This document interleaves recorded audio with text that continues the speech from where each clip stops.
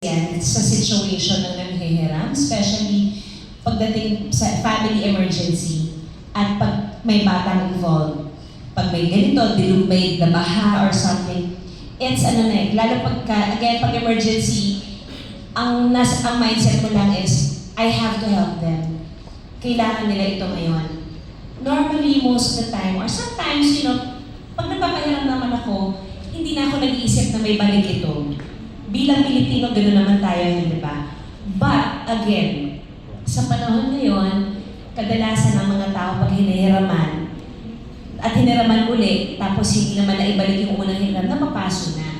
So I think mindset should be, you also have to be responsible for every loan that you make. Be it to your family, to your friend, you have to be responsible. Hindi ibig sabihin kapag kamag-anak mo o kaibigan mo, okay lang na manghiram ka na manghiram. Kasi they're also saving up for their families. They're also saving up for their emergencies. They also have their own lives.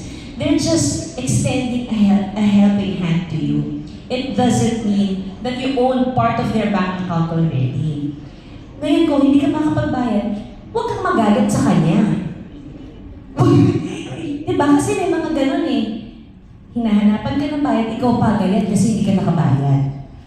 I think we also have to understand na hindi rin dahil kapag kamag-anak mo, basta ka nalang manghihiram, again, may iba rin silang responsibilities in life. Thing is, hindi maiiwasan ng utang, especially pag-ipid ka, but you just have to be responsible in paying back. Because otherwise, magiging chismis yan. And then, yan na yung matatanim sa utak ng mga tao, naku, muna pahiram niya, hindi ka mabayaran.